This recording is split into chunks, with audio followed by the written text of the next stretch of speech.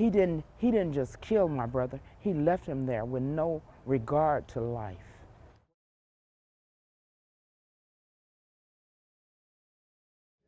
Larry told me what he witnessed. You all don't live here. You didn't witness No. it, but from what he's told you, what do you think of this whole thing and what should happen to this driver? What I think should happen, I sent a message.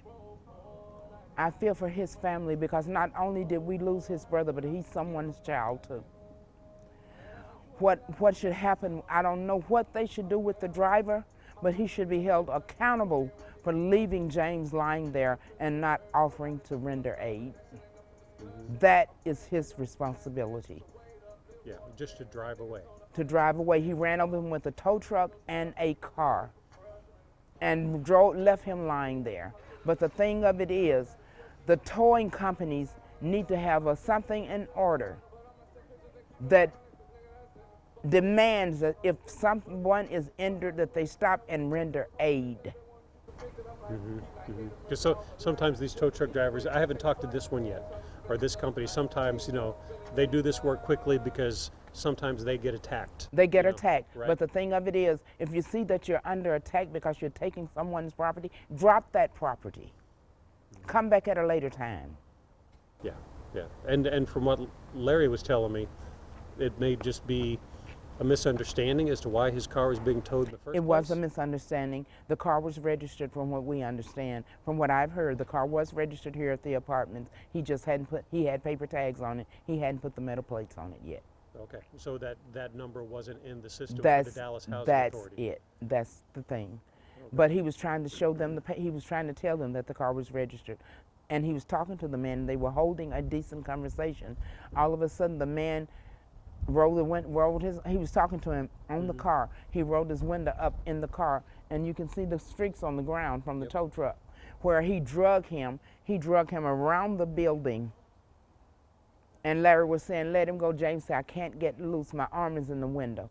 When the guy dropped him, he ran over him with the tow truck and then ran over him a second time with his own car and left him there.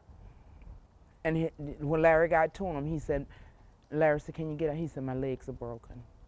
And his body released itself, and he closed his eyes.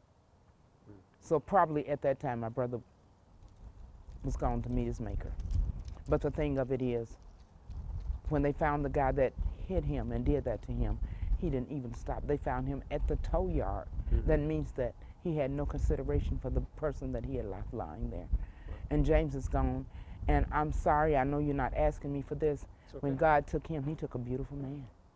Everybody, if anyone that you all talk to has nothing to say, but James Smith was a soft-spoken, beautiful man. He worked up here at Eastern School, Robert E. Hill School, for over 3 decades. And he would not let them move him up because he loved the age group children and the people that he worked with. They were his family. He was very family orientated. All he did was fished, went to work, and barbecued for the neighborhood. Wow. I know you said, as you said, that you have thoughts for the other family as well. But for this driver, if an older sister could say anything to him, what would it be?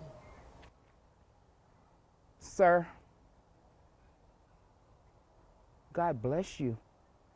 I hope that you can see that what you did has injured not just my family. My brother is gone, but it's possibly that, I don't know if you have children, if you have a wife, but you probably have a mother, but look what you've done to your family. We have to stop and think. Our actions cause us to think and to act accordingly. You had no concept of what you were doing to God's creation of mankind. You didn't just harm my family. Your family is suffering too. And God bless you, is what I want to say to him. We're not the only ones that's injured. He didn't just hurt us. He was a 25-year-old man who probably has children. And he's sitting in a jailhouse. And he didn't just kill my brother. He left him there with no regard to life. What should happen to this man? That's not my call. That's not my call. My call is for justice to be done for James and for James' character to be recognized by all involved for the person that he was. My brother was a beautiful person. Well, thank you for being strong enough to talk to us.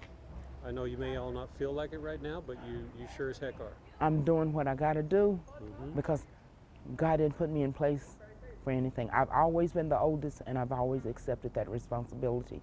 And I've always taken care of my sisters and brothers, and we teach each other right. A good heart is something that we weren't born with it.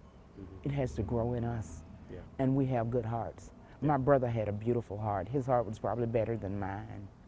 And I don't consider him, I love me. I thank God for who I am. Okay. But I thank God that he gave me the brother that I have, and I have cried, and I have missed him, and I ask God to receive him and let him rest easy. But the thing of it is, I know that he lived a beautiful life, and he lived a life full of love. And the people at the school, everybody loved James Smith.